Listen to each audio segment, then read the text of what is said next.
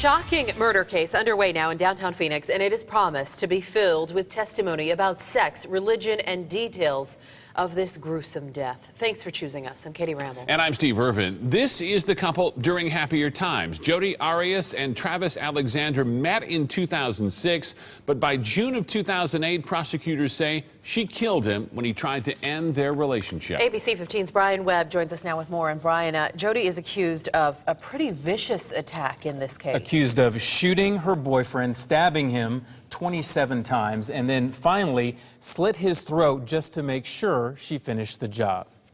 A young, attractive couple, happy and in love, or so it seemed. She slit his throat as a reward for being a good man. She knocked the blessings out of him by putting a bullet in his head. Prosecutors paint Jodi Arias as a jealous, devious killer. 1 minute taking pictures of her and her boyfriend during a shower sex session, the next shooting and stabbing him to death. They say the camera took pictures of that too. Not only do you see her foot, but you see Mr. Alexander's head, you see his arm, you see him bleeding profusely. The Church of Jesus Christ of Latter-day Saints. Marie Hall was the first to take the stand. Travis had asked her out a few times while he was still dating Jodi, even on a trip to Cancun. But Marie, a strict Mormon like Travis, didn't feel comfortable and told him she just wanted to be friends. What was his reaction when you said, you know, I'm seeing somebody else? He was very sweet and respectful and totally understood. But the defense wants to show Travis Alexander in a different light, as a control freak who made Jodi wear T-shirts like this, telling the world she belonged to him. They say Jodi killed Travis in self-defense during one of his temper tantrums. It was Travis's continual abuse. And on June 4th of 2008, it had reached a point of no return.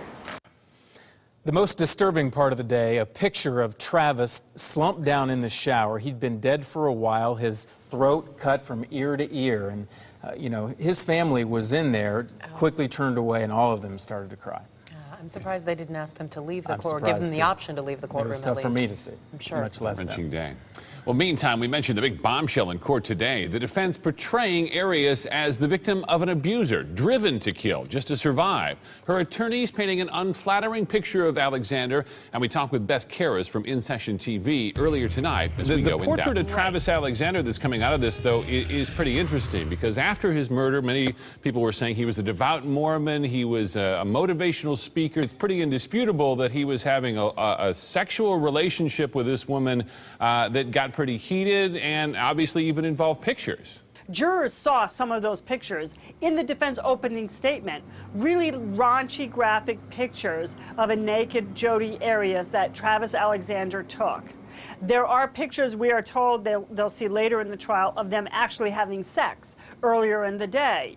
So these are things that are frowned upon by the Mormon Church. What about the image then of Jodi Arias? She was emotional in court as well today, and she pretty much has to come off as a sympathetic defendant here in order to pull off this particular defense strategy.